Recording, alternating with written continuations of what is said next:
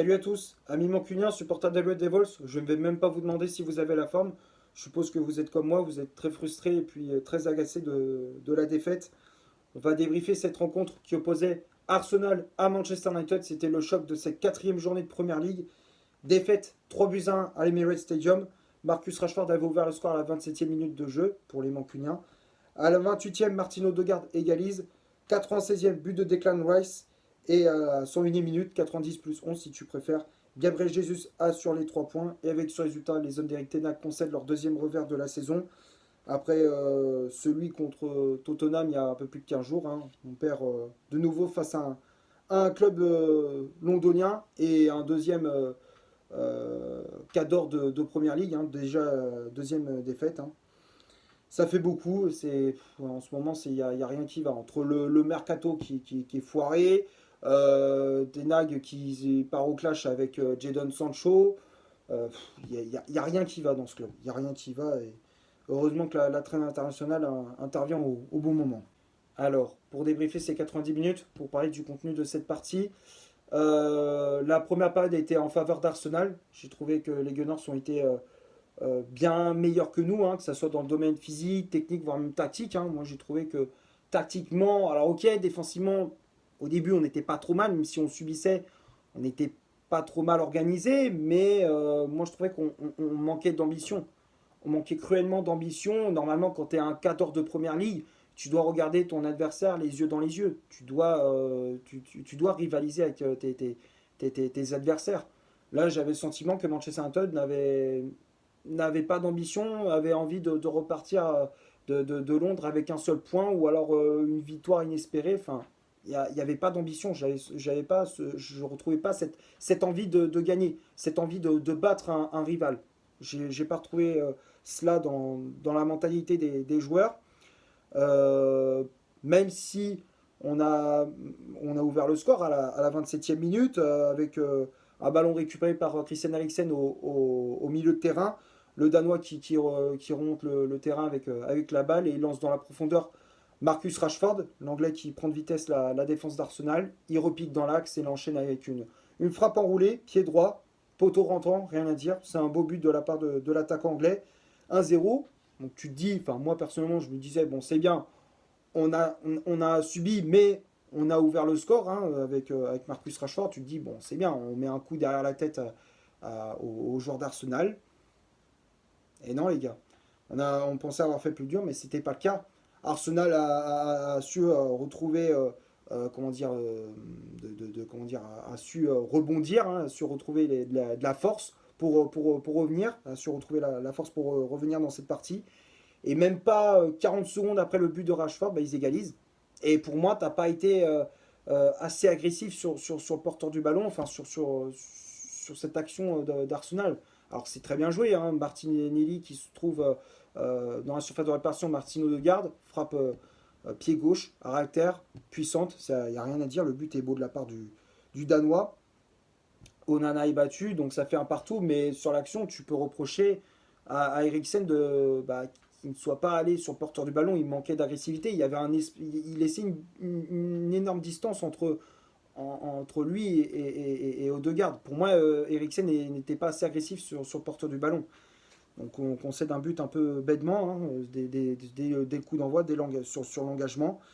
Donc ça fait un partout, et c'est le score à la mi-temps.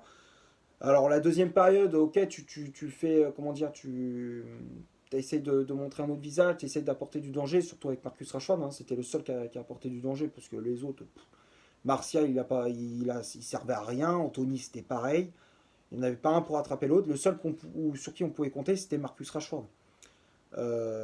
C'était le seul qui essayait d'apporter du danger, qui essayait de se créer les meilleures occasions.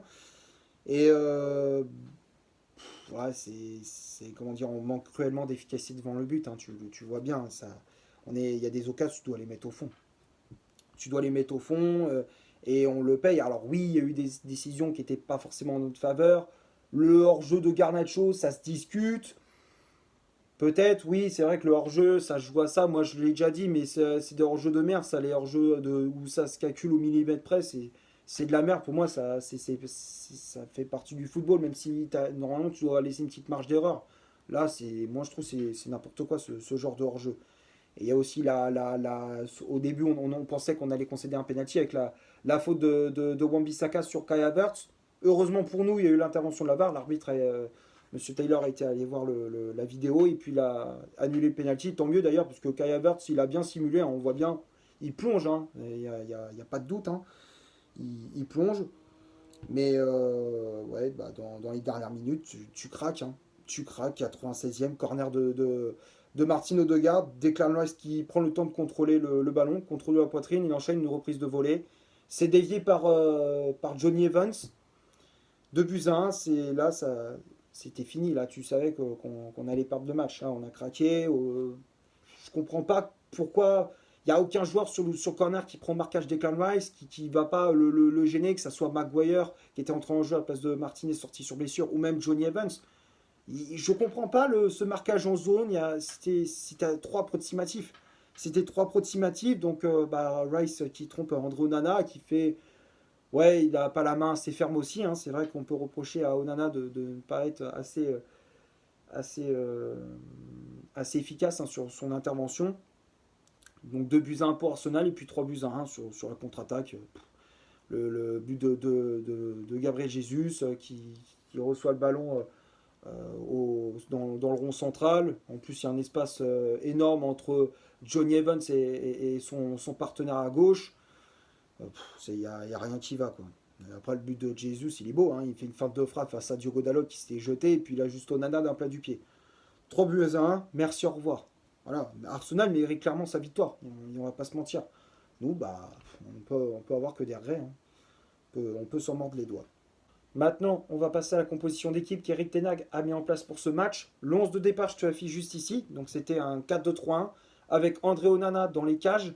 La charnière centrale, c'était Lisandro Martinez associé à Victor Lindelof, le défenseur suédois qui remplaçait Raphaël Varane blessé. Les latéraux, Aaron Wan-Bissaka à droite, Diogo Dalot à gauche, Casemiro et Christian Eriksen au milieu de terrain. Bruno Fernandes en numéro 10 avec le brassard de capitaine. Anthony, milieu latéral droit. Marcus Rashford, milieu latéral gauche. Et en pointe, on retrouvait le français Anthony Martial. Les changements effectués par l'entraîneur néerlandais. Donc il y avait l'entrée en jeu de Harry Maguire à la place de Lisandro Martinez, sorti sur blessure, comme si on n'avait pas assez de merde.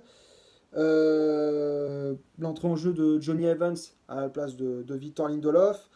Alejandro Garnacho qui a pris la place à Anthony sur le côté droit de l'attaque de Manchester. Et pour finir, Rasmus Højlund, la nouvelle recrue des Red Devils, qui est entrée en jeu à la place d'Anthony Martial. Que dire sur cette composition d'équipe? C'était le même 11 que contre Nottingham Forest, hein, par rapport au précédent match, hein. C'était le même 11. Bon, on se disait, bon, c'était plutôt cohérent, hein. Diogo Dalot à gauche comme la semaine dernière. Ouais, c'était la même chose. On pensait à quelque chose enfin, on pensait que ça allait marcher. Bon, finalement, ça n'a pas du tout fonctionné. Alors oui, les remplacements, bon, on a essayé d'apporter du sang neuf, mais c'est insuffisant. Alors, mis à part la nouvelle recrue, Rasmus Højlund, on va lui laisser du temps quand même pour s'adapter, pour trouver son rythme, hein, dans sa nouvelle équipe. Mais à part ça, les remplaçants, Garnacho, bon, il n'a pas fait une superbe entrée en jeu, mis à part son but refusé pour un jeu, il n'a pas fait une superbe entrée en jeu. Maguire, il a fait du Maguire, et puis Johnny Evans, je suis désolé, mais les gars, au mercato, moi je pensais qu'on allait recruter un jeune défenseur qui est prodigieux, enfin qui est, comment dire, qui est efficace, qui est solide, tout ça. Ça parlait de Pavard, ça parlait de Jean-Claire Todibo à Nice. Finalement, tu te retrouves avec un Johnny Evans qui est complètement cramoise, puisqu'on va pas se mentir, Johnny Evans, il est cramoise, les gars. Il a 35 ans, alors oui, on va me dire, ouais, mais c'est un ancien du club, ok, mais c'est fini, quoi. C'est pas comme s'il avait 27 ans, il revenait dans le club, quoi. C'est fini, il a 35 ans, les gars.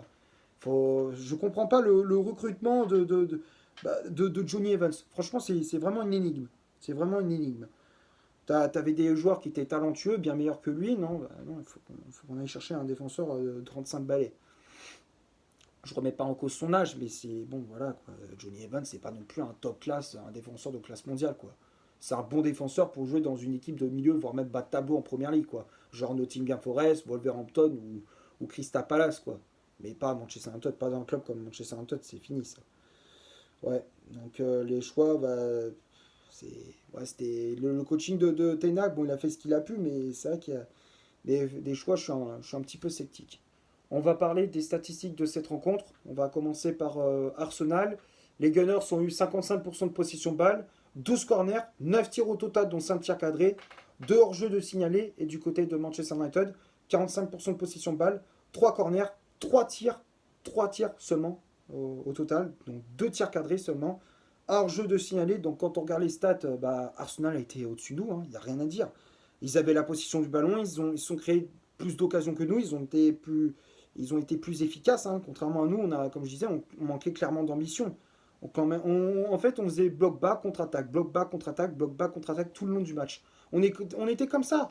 Et je suis désolé, mais tu dois avoir plus d'ambition. Quand tu es Manchester United, normalement, tu dois montrer autre chose.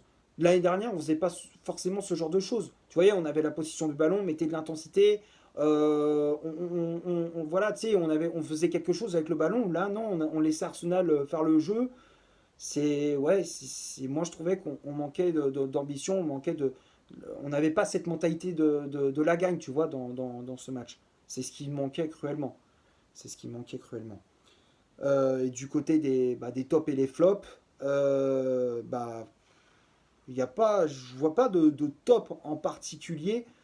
À la limite, je mettrais trois tops, trois joueurs qui sortent un petit peu de l'eau. Je dirais en premier Christian Eriksen. Au milieu de terrain, c'est celui qui était le moins mauvais, tu vois, qui a été celui qui sort un petit peu du lot au milieu de terrain, parce que Bruno Fernandes et Casemiro, bah, ils étaient un peu en dessous par rapport à d'habitude. Marcus Rashford, je mettrais dans les tops aussi. C'est le seul qui a apporté du danger sur les phases offensives. C'est lui qui a été le plus percutant, celui qui a apporté le plus de vitesse, de rythme, d'intensité. C'était le seul qui se bougeait bah, sur les attaques de Manchester. Et bah, la recrue aussi, Rasmus Højlund, je le mettrais dans les tops. Moi, j'ai trouvé qu'il a fait une bonne entrée en jeu. Alors, soit il n'a pas marqué, mais en tout cas, il a été beaucoup plus efficace qu'Anthony Martial, hein, qui a été transparent, fantomatique, hein, quasiment jusqu'à sa sortie. Il a servi strictement à rien, Martial.